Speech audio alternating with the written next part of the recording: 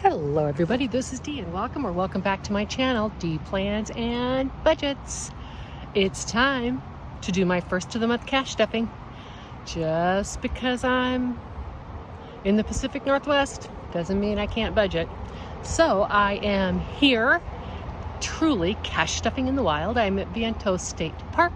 I'm doing things a bit different today. I have pre-counted out all the money and I have it in a stack here. Of course I did this and then the wind died down, but that's okay. This will make it easy for me to cash stuff it. I won't be able to count it out, however, because I already have it divided into the correct denominations. So we're going to start with my variable binder today, and I'm stuffing a total of $388. Because I am cash stuffing in the wild, I've already pre-filled out my trackers. As I said, it was windy when I started down to prep for this video. It's calmed down now a bit, so that's good. Before I get started, I want to let you know I was going to visit Multnomah Falls today. I'm going to put a little video right here. Yep, that's all the video I got. This is a place I've been to probably 100 times in my life, and it has become so popular that they're now selling passes, and they were sold out until 2 o'clock in the afternoon, and it was 10 o'clock in the morning when I was there. I decided I was not going back. As I said, I've been there about 100 times. Multnomah Falls, it is a definite place to see when you're in the Columbia River Gorge. Here is a quick video of the Bridge of the Gods in Cascade Locks, Oregon. All right, so here I am in the town of Cascade Locks, and this is the Bridge of the Gods. It's probably one of the, sorry, loud track. This is the Bridge of the Gods. It's probably one of the most photographed icons in the Columbia River Gorge. At one time before they put the dam in, there was a natural rock bridge that was in this area. Therefore, the natives called this the Bridge of the Gods. There's a whole bunch of folklore to it. It is just a beautiful, stunning area to be in. This is the heart of the Columbia, or the Cascade Mountains that run through the Columbia River Gorge. And as you can tell, this is just a beautiful place to come spend a day. There is a 26-mile hike and bike path that they created by repairing parts of the old scenic highway. Let's go. Variable spending right now.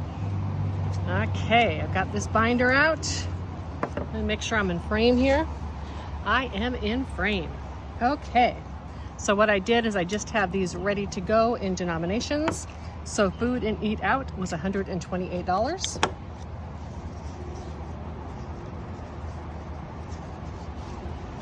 I should be able to put that right on top. Okay, so 50, 70, 90, 110, 120, 125, 127, and 128. And I just emptied these out. Oops, wait a minute, I forgot I carried over in this. I was going to say I just emptied these out so there isn't any money left, but I carried over $75. So this envelope now has 50, 100, 20, 40, 60, 80, 95, $203. Exactly what it should have. Excuse the truck noise. I'm right on I-84 at this campground and the noise is real. I am going to put on some Sort Quick and I'll be right back. All right, almost had a moment of panic there when I thought I forgot my Sort Quick, and I remember I put it in the box with my cash. Okay, in paper and cleaning, $15. 5, 10, 12, 14, and $15. And that's going into paper and cleaning. I think the heat separated my envelopes. I'll re-laminate them when I get home. If that doesn't work, it might be time to make some new ones. Health and Beauty is also getting 15. 5, 10, 12, 14, and 15. These were just emptied out, so I'm able just to put the money right in there. Miscellaneous, $35. 10, 20, 5, 30, 2, 3, 4, and 5. This is the first cash stuffing, which is why I have to give it some extra little small bills. I did spend some of this miscellaneous today. I'm going to try to make some new screens for the windows, the back windows in my van. I have some things I made, but I'm a little concerned they might be a little harsh on the seals on my window. it'll give me something to do. I brought my beading stuff, so I have the really strong beading thread that I can sew in some magnets to the screen. It works in my head. We'll see if it works in real life.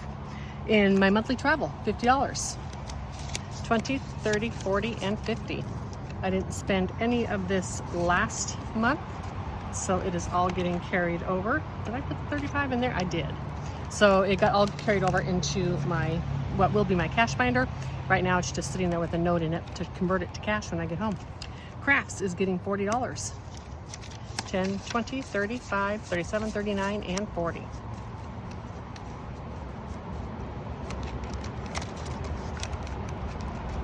And spending is getting $50. 20, 30, 45, 47, 49, and $50. And last but not least, gas is getting $55. I didn't need any small change, so I just did the 50 and the 5. I turned that over so I knew I'd be on to sinking funds next. Let's count this up and see how much I have in here. See, didn't need any small bills. Should be 250.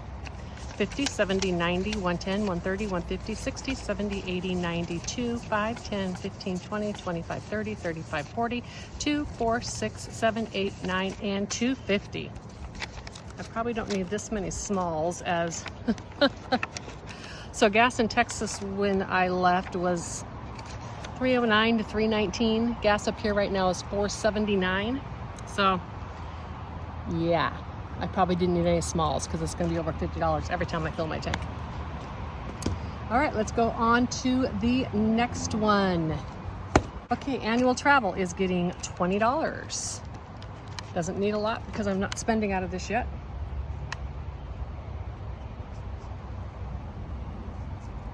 Sorry, bug in my ear. Okay, so this is getting $20.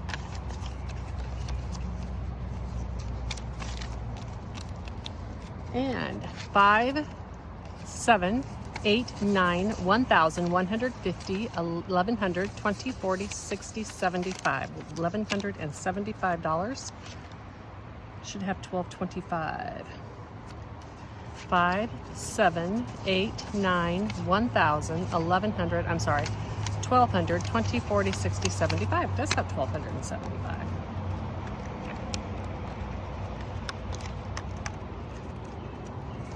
I did remember, I didn't take it out of this envelope, I just took it out of the allotment for the year and gave more money to the Pacific Northwest. We'll see if I have to spend it. Hopefully I will not have to. So speaking of the Pacific Northwest, is getting $140. I did good on my trip up. We'll see how I do on my trip back, and perhaps I'll be able to pay that money back. Any money that I have left at the end of the year in any of my travel categories, being whether that is the Pacific Northwest, my annual travel, or cruises, any money that's left goes into a long-term category called bucket list travel. And that means the money I didn't spend this year can go towards some more expensive trips that I might want to take in my future. Those probably would not be in my van. Those are pretty budget friendly. Probably wouldn't be just a regular cruise. Those are pretty budget friendly. But perhaps it might be taking my grandson on a Disney cruise or something like that. So that is what I do with any leftover travel money at the end of the year. It doesn't go into my emergency fund. It goes strictly to some of the big bucket list items I would like to do in the terms of travel. Okay, for this, $944. 1, 2, 3, 4, 5, 6, 7, 8, 50, 70, 90, 9, 10, 20, 35, 40, 1, 2, 3, and 4. $944. I was hoping I'd get some different bucks when I was here in the Pacific Northwest. Mostly I'm getting L bucks. I have gotten a few different ones, and I am going to be putting those aside to add to my bucks box when I get back. In cruises, I put $100 in here. If you noticed on my budget recap, I booked another cruise. So many cruises, so little time. They've all been free. So on the recap, the $174, that was for the port fees and taxes, which you have to pay even on a free cruise. So I'll have the port fees and taxes, then I'll have about $100 on tips. That's $275 for a 7-day all-inclusive vacation. Doesn't include the alcohol. All right, so in cruises, I should now have 221, 1, 50, 70, 90, 210, 15, 20, and 21. This binder only goes for the cruise fares, things like parking. It doesn't go for any of the things I do on the ship. That comes out of my cash binder, which is saved from my variable spending. It incentivizes me to not spend that money foolishly. In my van, it's getting $25. I guess I should have took the screen out of my van. That's okay. The van fund is more for gadgets and such. Like, I think I'm gonna need to end up buying a refrigerator. You know, it's a tough choice because if you get a refrigerator, then you end up having to manage power instead of ice. So you really can't win. Anyhow, van 250, 1, 2, 25, 35, 45, 47, 48, 49, and 50. All right, and this sounds like a wonderful place to stop and insert some footage of the Bonneville Fish Hatchery. It is one of my favorite places in the Pacific Northwest. It's just down from the Bonneville Dam. And the reason it's one of my favorites is I've just taken, it's a historic site, number one, it's been there for a long time. But they've just taken a lot of care in the landscaping and the greenery and the area around it. It's just a wonderful stop. I've taken my kids there many times. I'm sure I'll be taking my grandson there. And it's just it's beautiful and nice and peaceful because of all the water running in the hatchery pools. It's also a way to educate children about Mother Nature. And I just always enjoy stopping there, and I am going to insert that footage right here.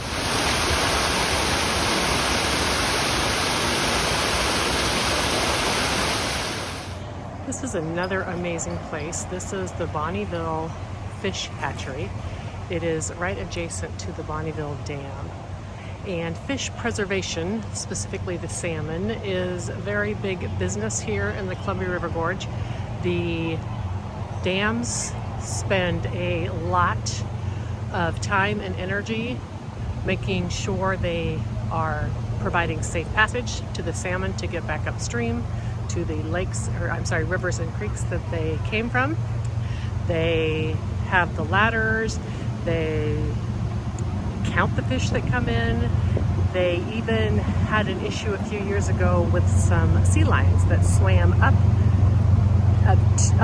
the gorge because of all the fish coming off of the ladders. They were just sitting there and feasting.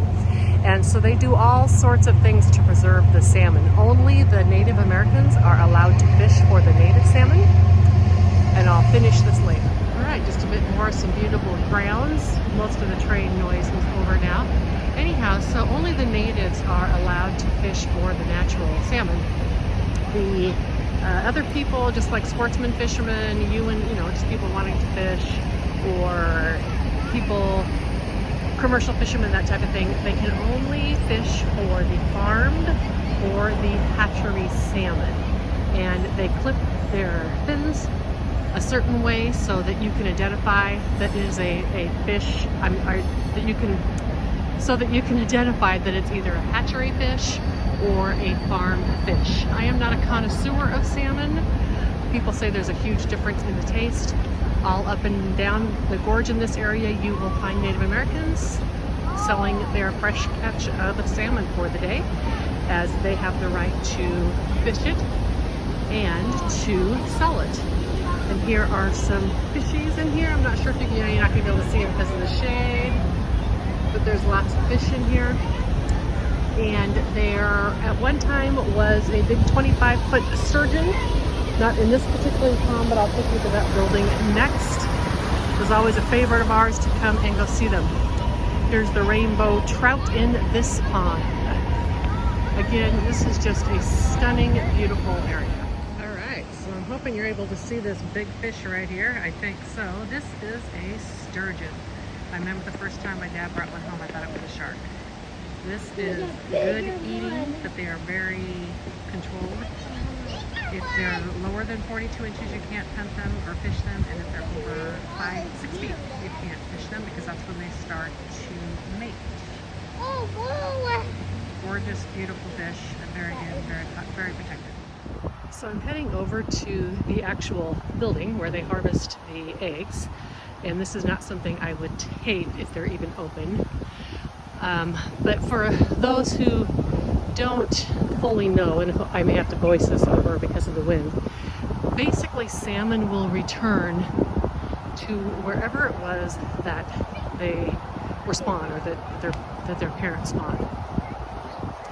And so they hatch, they go down the stream or creek or river into the Columbia, down all the fish ladders at the dams and into the ocean, where they spend their life maturing and aging. And when it is time for them to spawn, they return back to the very place where they hatched. I'm not sure if they hatch, I don't know if it's called hatching or not, but the moms lay eggs and they come out of it. Anyhow, so they return to that very spot. They will lay their eggs and then they will die. And the salmon at this time is a very bright red color. So although it seems horrible that the salmon here that return to this fish hatchery where they were spawned, they are taken up and their eggs are harvested. And it seems like it's murderous and wasteful, but it's not, because all salmon die when they spawn. So it may be hastening the death a little early, but that was the fate of the female salmon when she was to lay her eggs.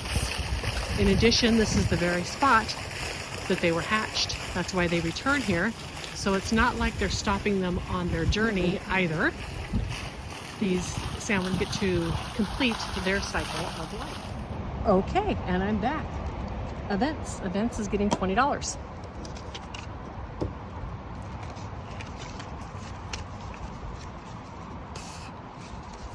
The mosquitoes are out, but I put repellent on, so now they're just flying all around me. 1, 2, 3, 4, 5, 50, 70, 90, 6, 10, 15, 17, and 19. $619 in events.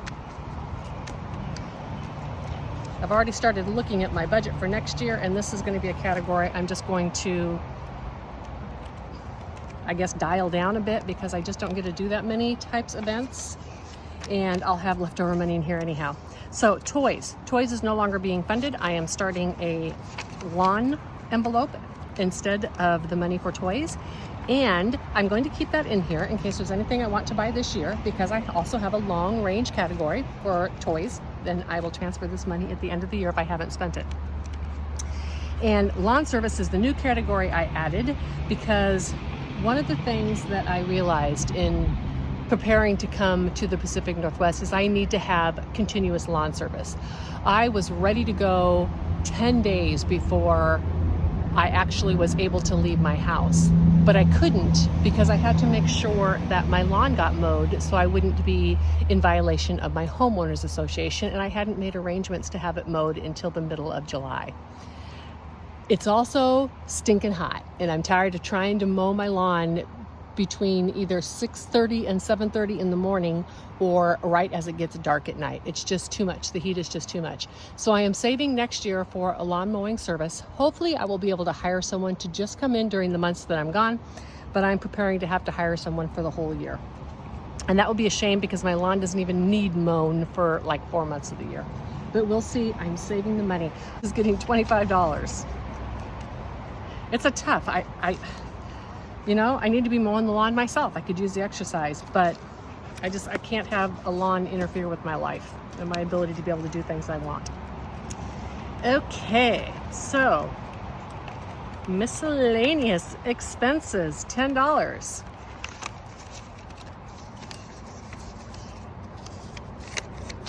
I'm getting brazen, leaving this without the magnet on it. 1, 2, 3, 50, 370, 80, 90, 400, 5, 7, 8, 9, 10. $410. I just edited out a whole bunch of not being able to figure out what the heck that was. Electronics, $12. 10, 11, and 12.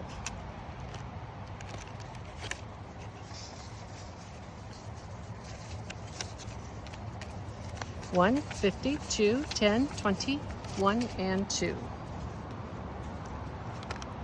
$222 should be what I have in there. I'm hoping I won't need to buy anything else this year. However, you know, my watch and my buds are both 4 years old. So time will tell. Planners is getting the usual $7.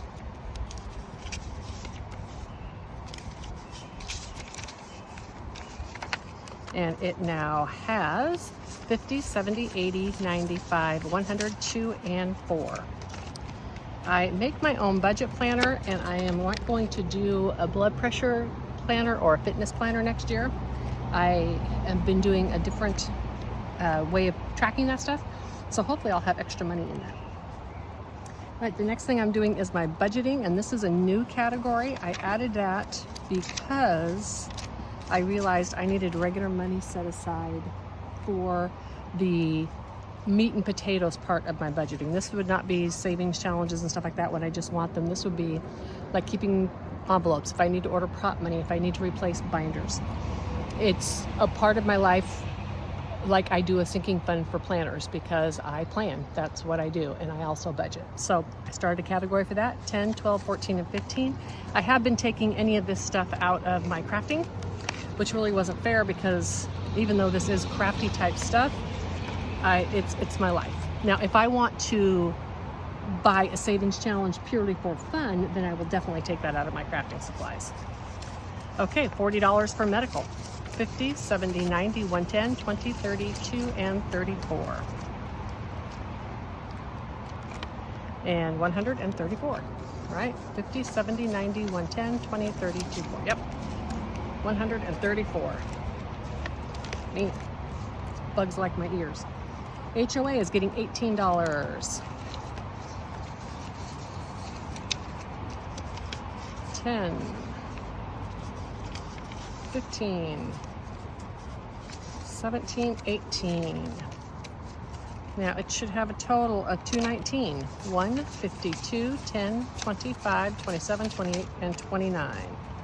Why is that? Oh, that's right. 229 should be what it is, because 211 plus 18 is not 219. It's 229. It's going to be a long video by the time I do all the inserts. And escrow is getting $13.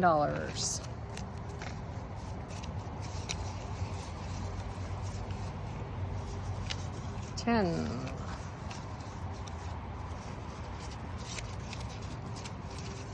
11, 12, and 13. So 1, 50, 2, 10, 15, 17, 18, 19, and 20. $220.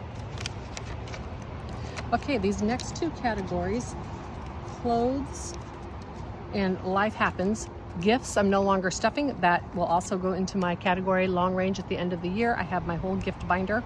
I may transfer this when I get home, but for right now it's staying here.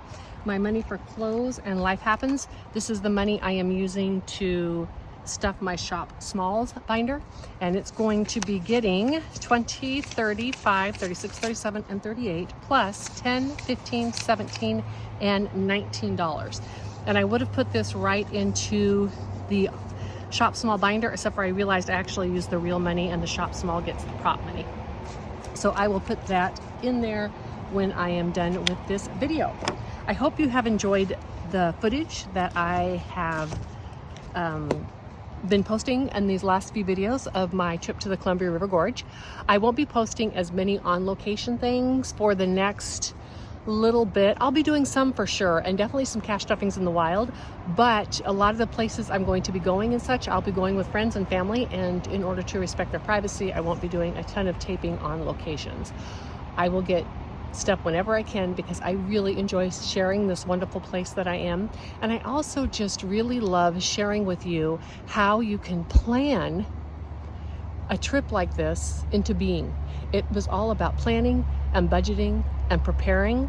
I'm doing it. I'm doing it on budget. I'm staying on budget. I am committed to staying on budget.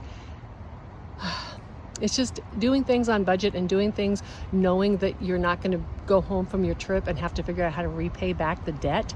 That's just so liberating.